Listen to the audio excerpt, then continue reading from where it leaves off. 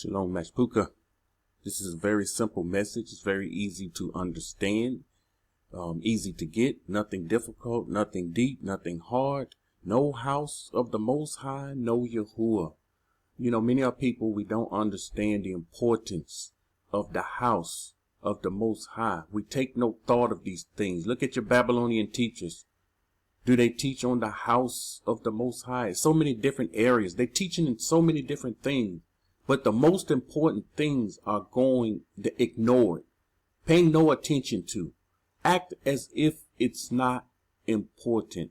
But we will find out the house of the Most High is very, very important to the Most High. And it's very, very important to the righteous, to the remnant, to the 1/3 that will make it out of the wilderness. It's very, very important to these people. We have to understand, without no house, there's no Yahuah. We must know this.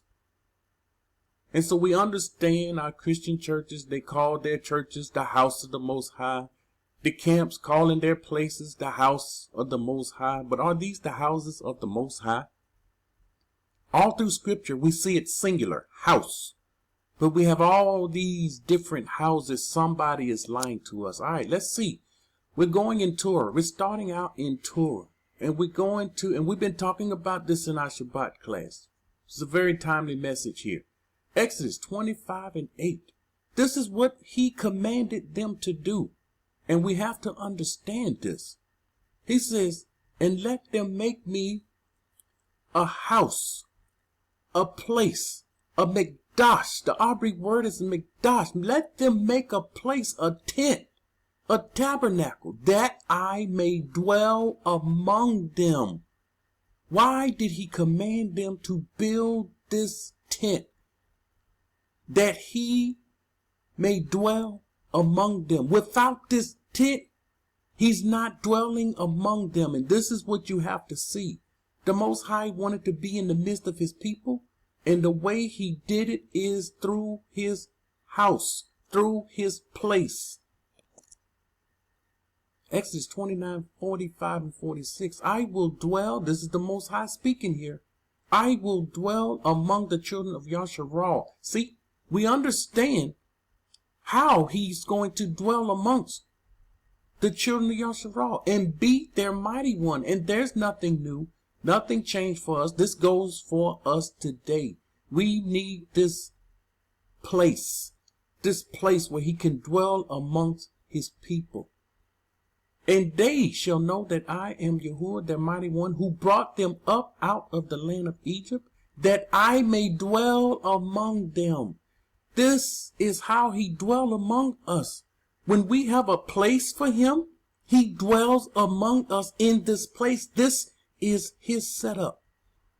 This is not made up. This is his setup. And we must understand his setup and adjust our thinking accordingly. People think not about his house. People care not. Their heart is not in it. This message will not even reside with most people living today because the Christians don't care about this house. The camps don't care about this house. Only the remnant care about this house. Only the righteous today. They will look at this message and say, this is a very simple message, but it's very important. We need to know this. It's vital. It's detrimental to our life. He says, and I am Yahuah, their mighty one. We don't know him. We don't know him. Well, we don't know his house. We don't know his ways. We don't know how he works. We don't know him. We know of him. Habakkuk 2:20. But Yahuah is in his Kadash house. See, he dwells in his Kadash house when the people are doing what they are supposed to do. And none can drive him out. No one is strong enough, is powerful enough. The only one that drives him out is his people doing things they should not be doing. Let all the earth keep silent before him. Be quiet. Don't come over here with noise. Be quiet. Be silent. Don't come starting trouble. This is what he's saying. Be silent before the Most High. Psalms 11:4. Yahuah is in his Kadash house. This is where he dwells. See, the scripture has to tell us this because we don't know it. He's dwelling in his Kadash house. Yahuah's throne is in Shamayim. His throne is in Shamayim. His eyes behold, his eyelids test the sons of men. He's going to test you whether you like it or not. He tests Yasharal in the wilderness. He's going to test us. Psalms 5:7. But as for me, I will come into your house in the multitude of your favor. This is the righteous speaking here. You see, the wicked care not. The wicked want to rob it. Why? This house is full of silver and gold and pureness and righteousness and kadashness. The wicked don't like this. And so the wicked will try to come in and rob. The wicked wants the people to go off track so that they can rob. The other nations, they get rich off of our fall. We have to understand this. How did they get rich? They stole the things they stole the silver and the gold. Those utensils were made of pure gold. The lamp was made of pure solid gold. And so it was much gold and silver inside the house of the Most High. He says, in fear of you, I will worship toward your Kadash house. We should pray, worship towards his Kadash house. When I first understood this, when we were in America, and I started doing this the first night, he gave me revelation. He showed me something that was very, very vital. And it became very, very vital before we fled Babylon. He showed me something that I will never forget. All because I saw what it says and I did it in scripture. I prayed toward Jerusalem. I prayed toward the house. You wonder where the Muslims in all the world get praying toward Mecca. You wonder where they got that from. They got that from somewhere. Praying toward a place. So all the Muslim prayers, they have to pray towards Mecca. And they got that from scripture. They have no idea where they got it from. Scripture was first. Scripture was first. Quran came later. Along with other writings came later. Psalm 68:29. Because of your house at Jerusalem, we understand his house is at Jerusalem. This is a Kadash place. This place is very, very Kadash. And wickedness can't dwell there. We're going to see that in scripture. So because of your house at Jerusalem, kings will bring presents to you. You see, all the earth, at the end, all the earth will have to come to Jerusalem at the appointed time. And kings will bring presents to the Most High at his house. Now we need to understand how Kadash this place is. Exactly how Kadash is it? And can wickedness happen, go on in this Kadash place? What happens? We're going to see what happens when wickedness goes on. But let's see how Kadash it is. Sons of Zadok 14:2-4. And none of those who entered into the house of the Almighty shall enter when he is unclean, even though he washed. If you are unclean, you can't go into this house. This is the house of the Most High. You cannot go in there. And you can't say, well, I washed. You know, we have to wash and then wait until the sun goes down. And that's when we will be clean. But we can't even wash and then go into there. No one that's unclean. And when the trumpets of the assembly sound, it shall be done before or after, and they shall not put an end to the whole service. So the service was continually. And it says the Shabbat is Kadash. We have to acknowledge the Shabbat. We have to keep it Kadash. We can't handle work business on the Shabbat and we slide into it.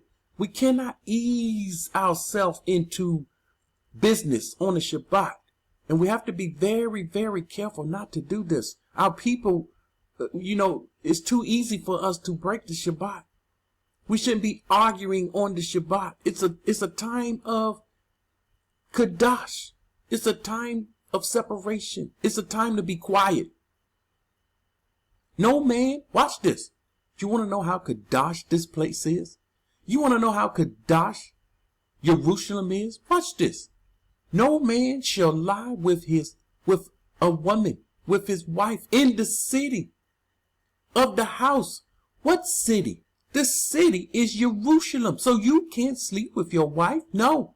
That will defile the city. That will defile the house.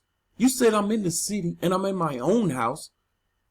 So I can't do this? Absolutely not.